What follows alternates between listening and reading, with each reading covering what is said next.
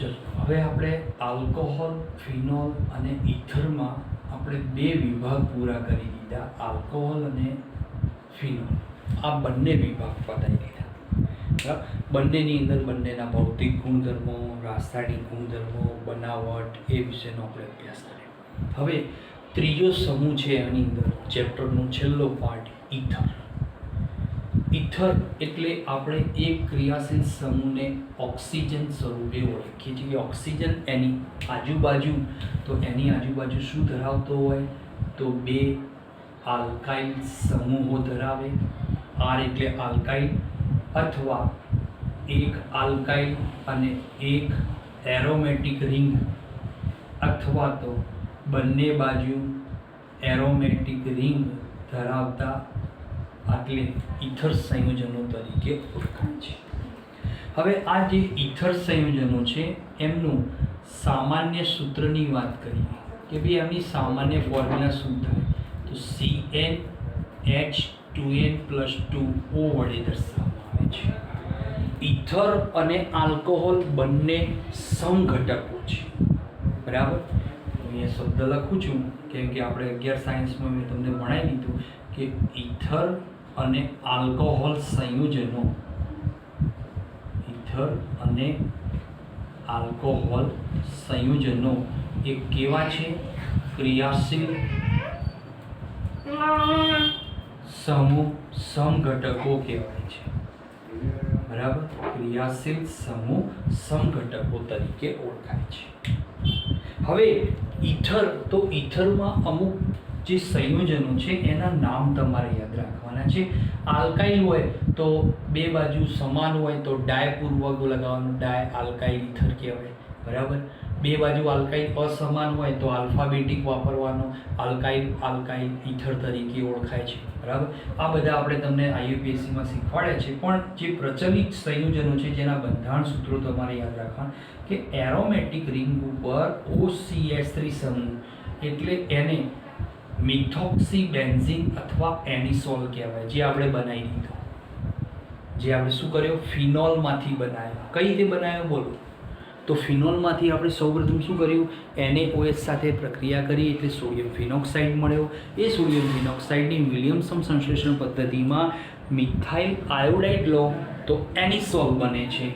અને જો તમે ઇથાઇલ આયોડાઇડ લઈને બનાવો તો એ પણ આપણે બનાવી દીધો. તો બેન્ઝીન ઉપર OC2H5, તો એનું પ્રચલિત IUPACમાં સ્વીકારેલું નામ છે ફેનિટોલ કહેવાય છે. બરાબર. પછી બે બાજુ બેન્ઝીન રિંગ હોય, બરાબર, અને એ ઓક્સિજનથી જોડાયેલી હોય તો એવા સંયોજનને કહેવાય છે ડાય અથવા બાય. બંને શબ્દ છે, ડાય અથવા બાય. તો ડાય ફિનાઇલ ઇથર તરીકે ઓળખવામાં આવે છે. બરાબર. તો આ ઇથર સંયોજનો. હવે ઇથર એના ભૌતિક ગુણધર્મો થોડાક આપણને આપેલા છે કે થોડાક ભૌતિક ગુણધર્મો શું કહેવામાં આવે છે કે ભાઈ ઇથર સંયોજનો કે સામાન્ય રીતે આલ્કોહોલ અને આલ્કોહોલ કરતા એના ઉત્કલન બિંદુ ઇથરના નીચા હોય છે. આલ્કોહોલની સરખામણીમાં ઇથર સંયોજનના ઉત્કલન બિંદુ હંમેશા નીચા હોય. કેમ નીચા હોય? કે ભાઈ આલ્કોહોલમાં શું હોય કે છેડા ઉપર OH સમૂહ આવ્યો એટલે હાઇડ્રોજન બંધ બનાવવાનું પ્રમાણ વધારે હોય. જ્યારે ઇથરમાં ઓક્સિજન ક્યાં છે? વચ્ચે છે. એટલે હાઇડ્રોજન બંધ ઝડપથી બનાવી શકતા નથી હોતા. એ હાઇડ્રોજન બંધ બને છે પણ કેવા બને છે? આંતર આણ્વીય એક જ H બંધ બનાવે છે. આવો એક જ H બંધ બનશે કે ઇથર. ધારો કે ROR. બરાબર. હવે અહીંયા પાણીનો અણુ H2, તો શું બનાવ્યું? હાઇડ્રોજન. આંતર આણ્વીય H બંધ. એટલે એવું કહેવાય છે કે સમાન આણ્વીય દળ ધરાવતા આલ્કોહોલ કરતા ઇથરના ઉત્કલન બિંદુ નીચે. પરંતુ બીજું કારણ આપ્યું છે, પરંતુ ફિનોલની સરખામણીમાં નીચે જોવા મળે છે. બરાબર. બીજું એક આપ્યું છે કે ઇથરની પાણીમાં દ્રાવ્યતા, ઈથરની પાણીમાં જે દ્રાવ્યતા છે એ આલ્કોહોલ જેટલી જ જોવા મળે છે. આલ્કોહોલ જેટલી દ્રાવ્યતા આપે એ જ પ્રમાણે ઈથર પણ દ્રાવ્યતા ધરાવતો હોય છે. બરાબર. બીજું એક તમને વિધાન આપ્યું છે કે સમાન આણ્વીય દળ ધરાવતા એવા બે સંયોજન આપ્યા છે કે બ્યુટેનોલ અને મિથોક્સીબેન્ઝીન અને મિથોક્સીઇથેન એ 100 ગ્રામ પાણીમાં એની દ્રાવ્યતા છે 8 ગ્રામ જેટલી છે. બરાબર. આ એક તમને નાનું ઉદાહરણ તમને આપેલું છે. હવે આપણે વાત કરીએ કે ભાઈ ઈથરની બનાવટ. તો ઈથરની બનાવટની અંદર પહેલી બનાવટ તમને આપી છે. તો પહેલી બનાવટ છે કે આલ્કોહોલનું નિર્જળીકરણ કરવું.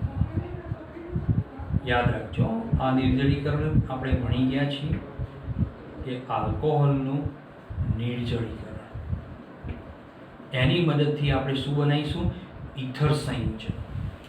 હવે આલ્કોહોલનું નિર્જળીકરણ તો આપણે એક પ્રક્રિયા ભણી ગયા કે કોઈ પણ આલ્કોહોલ લઈએ, પ્રાથમિક આલ્કોહોલ, એનું તમે જો 443 કેલ્વિન તાપમાને નિર્જળીકરણ કરો તો આલ્કીન બને. આ યાદ રાખજો કે કોઈ પણ આલ્કોહોલ, ધારો કે ઉદાહરણ લઉં CH3 CH2 CH2OH, એનું તમે સાંદ્ર H2SO4 અથવા H3PO4 પણ વપરાય. 443 કેલ્વિન તાપમાને ગરમ કરો તો તમને શું મળશે? આલ્કીન સંયોજન મળે છે. જ્યારે આલ્કોહોલ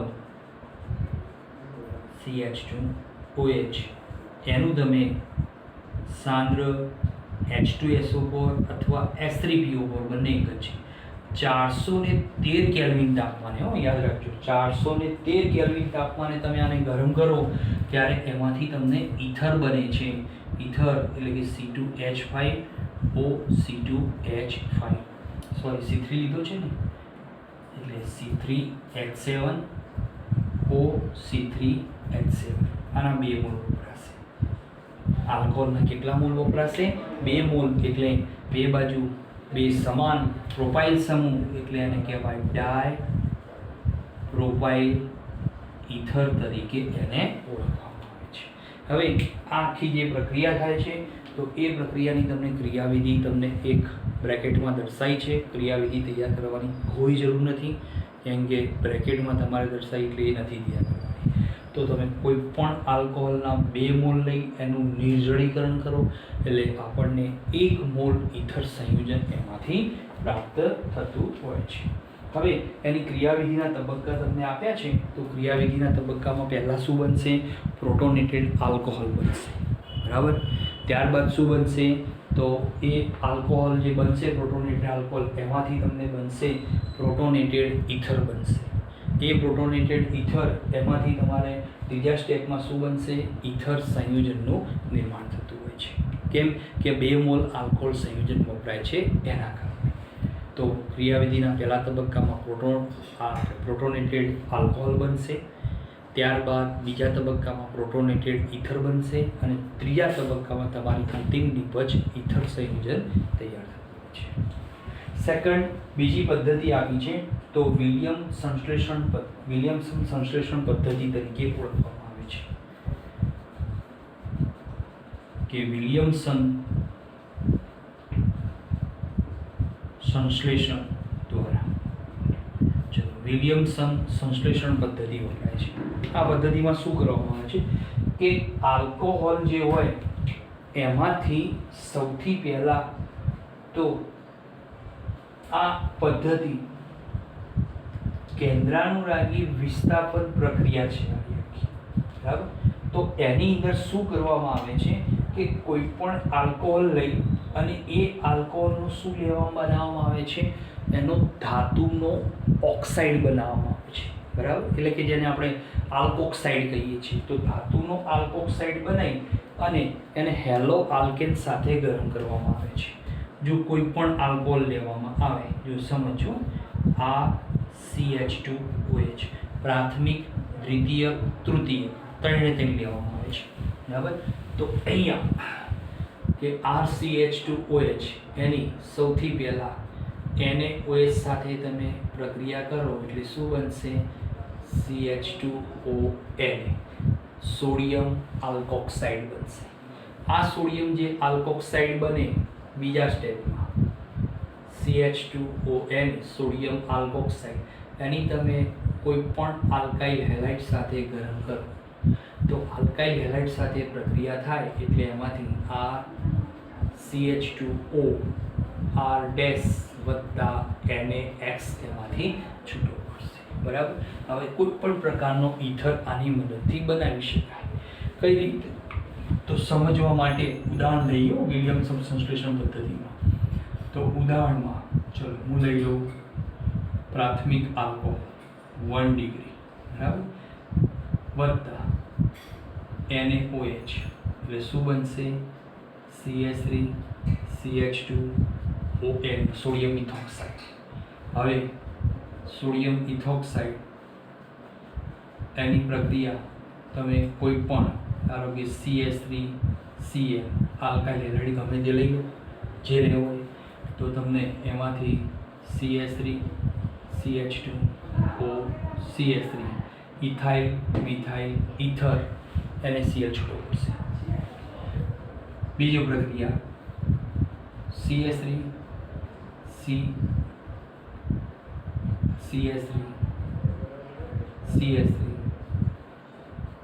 તૃતીયક, બરાબર, એનો મેં ડાયરેક્ટ પદાર્થ લઈ લીધો આલ્કોક્સાઇડ લઈ લીધો, બરાબર, તૃતીયક આલ્કોક્સાઇડ. એની પ્રક્રિયા CH3Cl સાથે થાય એટલે આપણને શું બનશે? CH3 સિંગલ બોન્ડ OCH3 તૃતીયક બ્યુટાઇલ મિથાઇલ ઇથર તરીકે ઓળખાશે. આ તૃતીયક બ્યુટાઇલ આ મિથાઇલ ઇથર સંયોજન તરીકે ઓળખાય છે. બરાબર. તો આ રીતે કોઈ પણ ઇથર આની મદદથી બનાવી શકાય છે.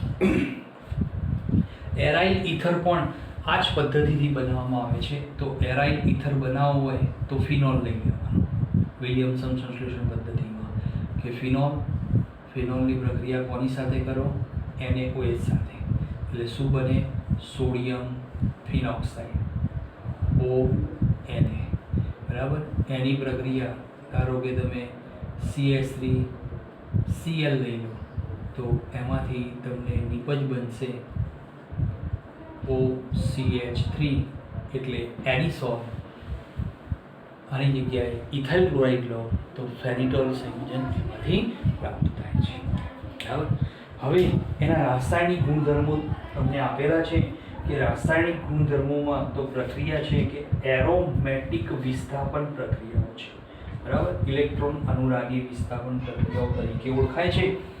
તો અહીંયા એરોમેટિક જે ઇલેક્ટ્રોન અનુરાગી વિસ્થાપન પ્રક્રિયાઓ છે એને સમજવા માટે તો આપણે પદાર્થ લઈ લઈએ એનિસોલ, બરાબર. એનિસોલ ઉપર કામ કરીએ. તમે ફેનિટોલથી પણ પ્રક્રિયા બનાવી શકો. આ એનિસોલ. આની ઉપર પહેલું આપણે શું કરીએ? ક્લોરિનેશન કરીએ. ચલો ક્લોરિનેશન પહેલા સ્ટેપમાં તો Cl2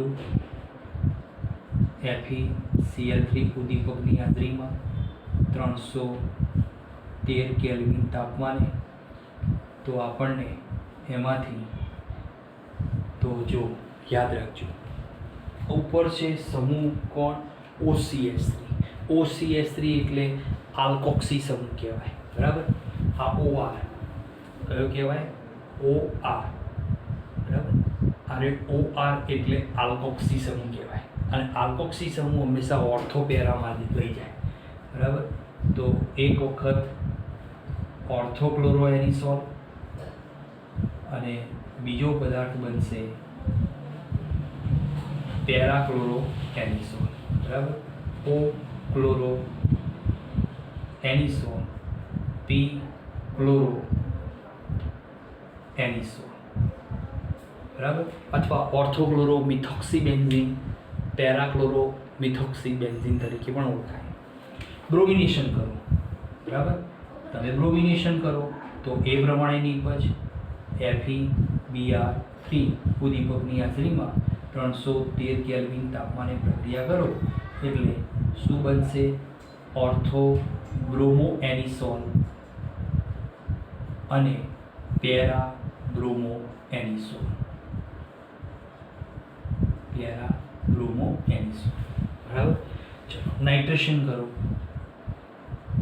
તો સાંદ્ર HNO3 H2SO4 ની હાજરીમાં 333 કેલ્વિન તાપમાને તો એક નિપજ ઓર્થોનાઇટ્રો એનિસોલ અને બીજી નિપજ બનશે પેરા નાઇટ્રો એનિસોલ. બરાબર. આ છે પેરા નાઇટ્રો, ઓર્થોનાઇટ્રો એનિસોલ, પેરા નાઇટ્રો એનિસોલ. બરાબર. ચલો ફ્રીડલ ક્રાફ્ટ આલ્કાઇલેશન CH3Cl સાથે નિર્જળ AlCl3 ની હાજરીમાં 354 કેલ્વિને તો આ પ્રક્રિયા થાય એટલે એમાંથી બનશે અહીંયા ઓર્થોમિથાઇલ એનિસોલ અને બીજી નિપજ બનશે પેરા મિથાઇલ એનિસોલનું નિર્માણ થશે. બરાબર. આ રીતે. અને છેલ્લી પ્રક્રિયા ફ્રીડલ ક્રાફ્ટ એસાઇલેશન તો CH3COCl ની હાજરીમાં નિર્જળ AlCl3 ઉદ્દીપકની 354 કેલ્વિને પ્રક્રિયા થાય એટલે એમાંથી તો એક નિપજ OCH3 ઓર્થો સ્થાનમાં COCH3 એટલે આનું નામ આખું જુદું કરવું પડશે. કઈ રીતે? ઓર્થો મિથોક્સી એસિટોફિનોન કહેવાશે અને કહેવાશે ઓર્થો મિથોક્સી એસિટોફિનોન તરીકે ઓળખાશે. એવી ને એવી પેરાવાળી નિપજ તો પેરાવાળી નિપજ તો પેરામિથોક્સી એસિટોફિનોન, પેરામિથોક્સી એસિટોફિનોનનું નિર્માણ થશે. બરાબર. તો ઈથર એ ફક્ત એક જ પ્રક્રિયા આપશે. કઈ? ઇલેક્ટ્રોન અનુરાગી એરોમેટિક વિસ્થાપન પ્રક્રિયાઓ આવે એરોમેટિક વલયમાં. અને એ કઈ કઈ આપશે?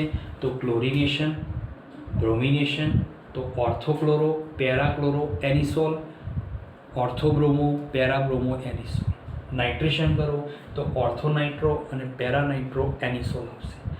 તમે ફ્રીડલ ક્રાફ્ટ આલ્કાઇલેશન કરો તો ઓર્થોમિથાઇલ પેરામિથાઇલ એનિસોલ સંયોજનો આવશે. જ્યારે ફ્રીડલ ક્રાફ્ટ એસાઇલેશન કરો ત્યારે ઓર્થોમિથોક્સી અને પેરામિથોક્સી એસિટોફિનોન વર્ગની નિપજો આવતી હોય છે. બરાબર. તો ઇથરમાં એનિસોલ લઈને પ્રક્રિયા કરો તો એનિસોલની નિપજો. તમે એનિસોલની જગ્યાએ ફેનિટોલ લો છો OC2H5 બેન્ઝીન ઉપર તો એ પ્રમાણે ઓર્થોક્લોરો પેરાક્લોરો ફેનિટોલ, ઓર્થોબ્રોમો પેરાબ્રોમો ફેનિટોલ એ પ્રમાણે નિપજોનું નિર્માણ થશે. બરાબર. તો એ પ્રક્રિયા તમારી જાતે તમે આવી 5 જે પ્રક્રિયાઓ છે એ ફેનિટોલ ઉપર તમે કરી અને એની નિપજો બનાવવાની. બરાબર. તો અહીંયા તમારું ઇથરના આ એક જ રાસાયણિક ગુણધર્મ સાથે અહીંયા તમારું આખું આલ્કોહોલ ફિનોલ ઇથર ચેપ્ટર પૂરું થાય છે. હવે સ્વાધ્યાયના અંદર જે પ્રક્રિયાઓ, સંયોજનના સૂત્રો, આ બધું જે આપ્યું છે ટોપિક એ બધું તમારે હવે સોલ્વ કરવાનું રહેશે. ચોપડીની અંદર વચ્ચે જે લખાણ સંબંધિત જે પ્રક્રિયાઓ આપી છે એ પણ તમે જાતે સોલ્વ કરો. જે ન ફાવે તો મને વોટ્સઅપ પર તમે મોકલી શકો છો. ઓકે. હા, બીજું કે હવે આપણે નેક્સ્ટ તો જે ચેપ્ટર ચાલુ કરવાનું છે તો આના પછીનું ઓર્ગેનિક જ ચેપ્ટર છે. આલ્ડીહાઇડ, કીટોન, કાર્બોક્સિલિક એસિડનો અભ્યાસ કરીશું અને પછી એમાઇન સંયોજનોનો અભ્યાસ કરીશું. એ 2 પૂરા થઈ જાય પછી આપણે તો ચાલુ કરીશું તત્વોના ચેપ્ટરમાં, ત્યારે જઈશું આપણે. ઓકે.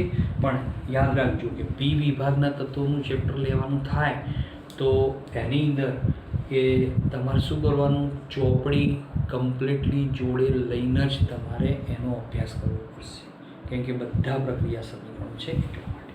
ઓકે.